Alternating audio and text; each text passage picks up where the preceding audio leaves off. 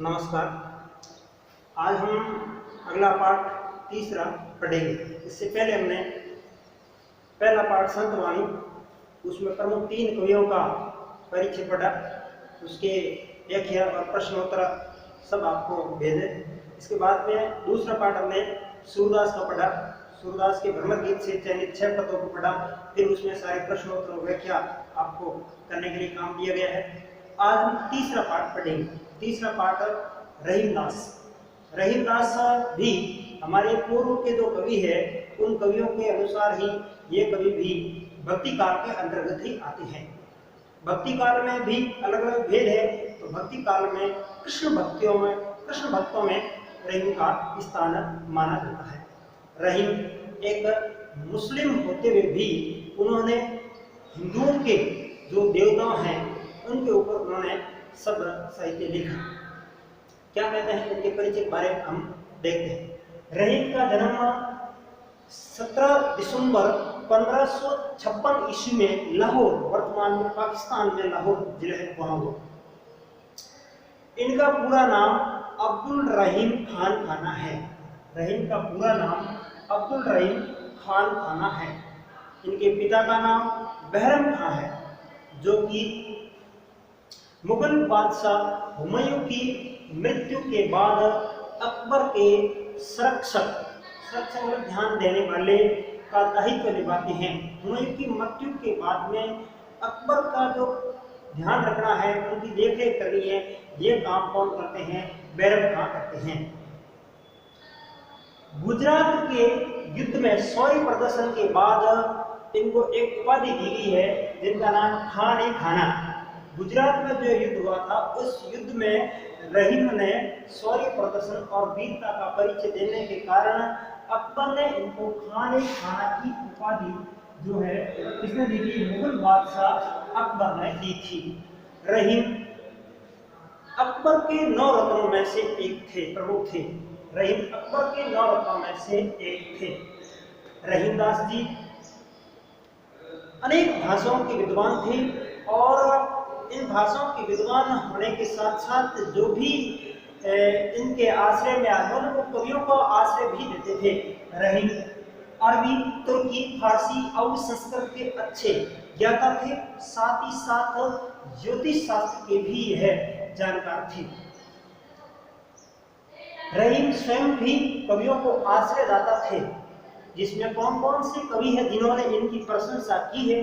जिसमें कैसव, आस्करण, मंडल, नरहरि, गद्य जैसे कवियों ने इनकी प्रशंसा की है। अब हम देखते हैं कि रहीमदास ने जो हमारा भक्ति, नीति और संलग्नता, प्रेम के बारे में जो साहित्य लिखा है, उस साहित्य में रहीमदास ने जो हिंदुओं के हमारे जो ग्रंथ है उन ग्रंथों के आधार बना करके इन्होंने ऐसे सोते या कह सकते हैं छंद, इन छंदों में वर्णन किया है। अब हम रहीमदास के बारे में और कुछ 5-6 पॉइंट है, विशेष पॉइंट, उस पॉइंटों का अध्ययन करेंगे। उसके बाद में हम कृतित्व के बारे में पढ़ेंगे। जब रहीम 5 साल के थे उसी समय गुजरात के पाटन नगर में 1561 ईस्वी में इनके पिता की हत्या कर दी गई है और इनका पालन पोषण फिर अकबर स्वयं करते हैं।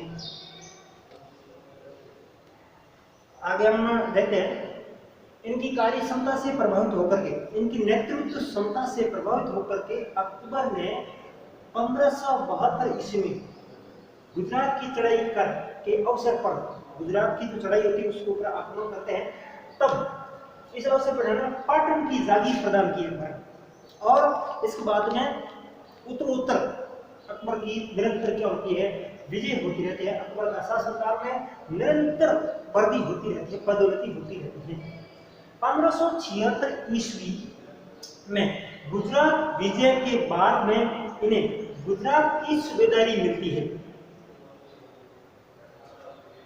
1579 में इन्हें मीर अर्जुन का पद प्रदान किया जाता है अकबर के द्वारा। अकबर ने प्रसन्न होकर 1584 ईस्वी में खान खाना की उपाधि और पंच हजारी का मनसब प्रदान किया। प्रमुख मंत्रियों में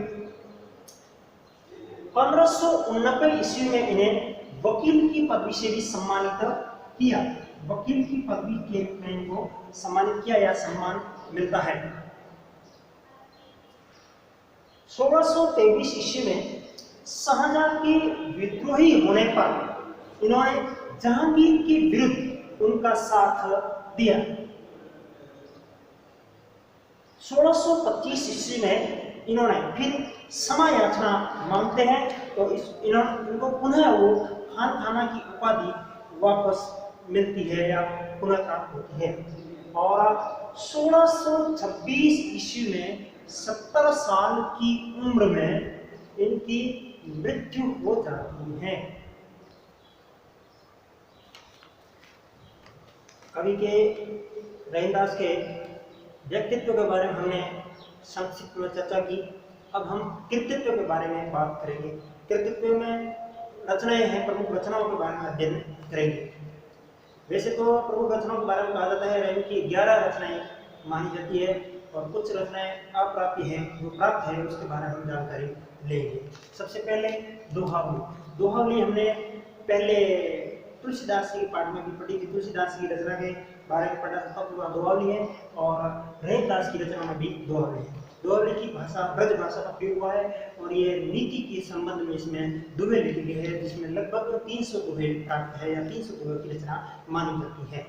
दूसरी रचनाओं में नगर शोभा, यह रचना ब्रज भाषा में है और विभिन्न प्रकार की जो जातियां हैं, उसकी जो स्त्रियां हैं, उन स्त्रियों का श्रृंगारिकता का वर्णन उसमें मिलता है।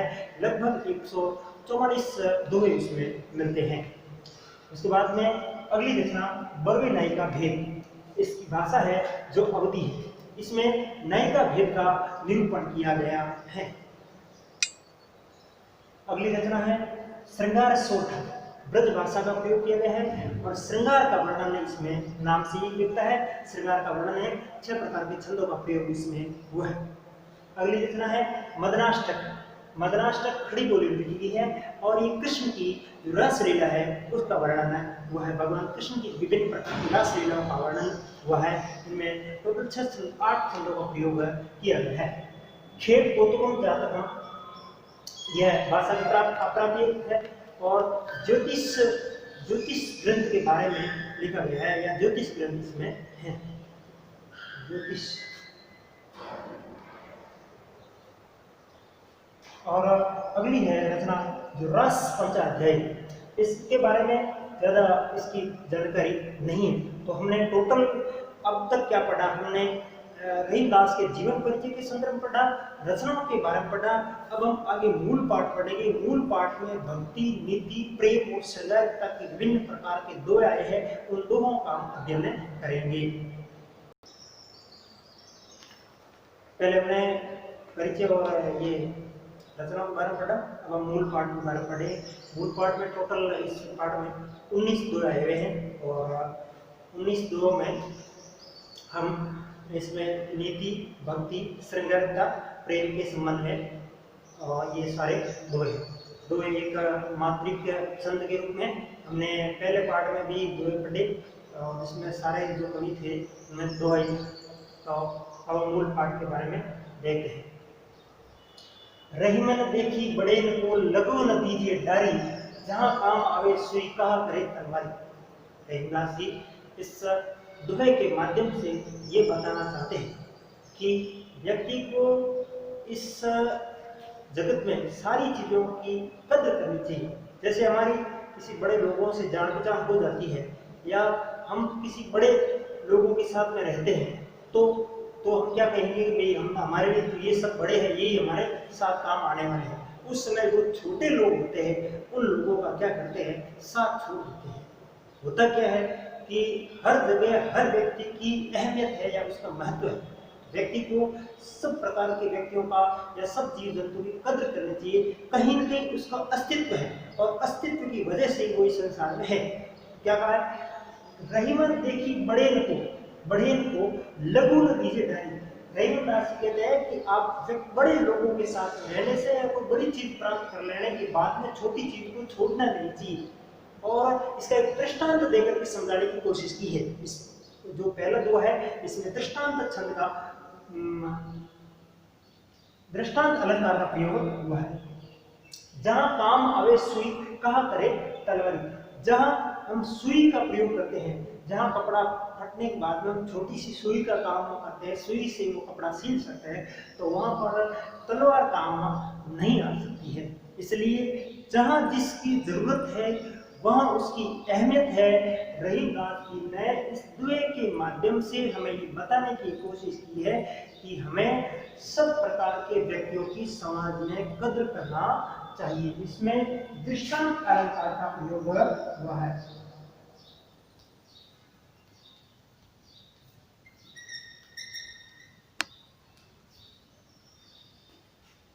दृष्टांत अलंकार का प्रयोग हुआ है। अंत्य अनुप्रास का प्रयोग भी हुआ है। आगे देखते हैं दूसरा दो। एके सादे सब सदे सब सादे सब जाने, रहीमन मूले सींची वो फूले फले अघाय। रहीमदास जी ने कहा है कि हमें मूल जो काम है या प्रमुख कार्य है उस काम को करना चाहिए। व्यक्ति को किसी एक कार्य में उसको लगन या उसको पूर्ण रूप से पहुंच करके काम करना चाहिए। एक साधे सब सदे, अगर एक काम साध्य है, उसका प्रयास लक्ष्य प्राप्त करने की कोशिश करते हैं, सब पार हो जाते हैं। और सब साधे और थोड़े थोड़े सब, हर एक जो धंधा करता है वो एक धंधे में अगर मन लगाकर काम करता है तो उसका धंधा सफल होगा। वो छोटे छोटे सब धंधों में हाथ रखता है तो सब धंधों के बारे में या सब काम के बारे में वो ध्यान नहीं लगा पाता है या उसका ध्यान भटकेगा।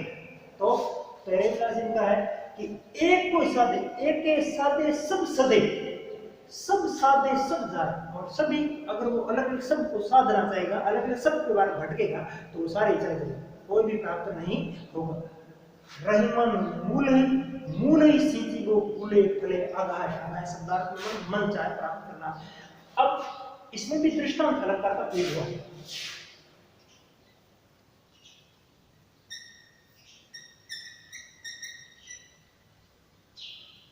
दृष्टांत अलंकार और अनुप्रास अलंकार। अनुप्रास में बार बार आवृत्ति हुई है तो तृतीय अनुप्रास का प्रयोग हुआ है। या देखिए, रहीमन मूले सिंची वो फूले फले आगाह। अगर हम किसी पेड़ के इन सारी जड़ों के बारे में सीखते हैं तो सारा पेड़ की जड़ के बारे में सीखने पर सारा पेड़ अपने आप उसका पालन पोषण या पोषण कर लेता है। उसी प्रकार से रहीमदास जी ने कहा है कि हमें मूल को ही सीखना है, मूल केंद्र बिंदु को ध्यान में रखते हुए काम करना है। फूले फले आगा है तो क्या करेगा, वो पेड़ फूलेगा और सब प्रकार के फल देगा और मन चाहा हम उसको क्या करते हैं, सफलता हासिल कर सकते हैं, मन चाहे जैसा काम करता है। तो इसमें दृष्टांत अलंकार अनुप्रास अलंकार का प्रयोग हुआ है और दोहा छंद का प्रयोग इसमें है। तो एक सादे सब सदे सब सादे सब जाए, ठीक है। एक काम करने पर, मूल काम को करने पर हमें सफलता हासिल हो सकती है। छोटे छोटे सभी काम को करने से क्या करते हैं, सारे काम हमारे हाथ से चले जाते हैं। और जिस प्रकार रहीमदास है, मूल को जड़ को सींचने पर पेड़ की सब प्रकार की दूसरी शाखाओं या दूसरी जगह जाने की जरूरत नहीं है। इसलिए व्यक्ति को मूल केंद्र में जाकर के काम करने की आवश्यकता है, इस बारे में रहीमदास ने कहा है।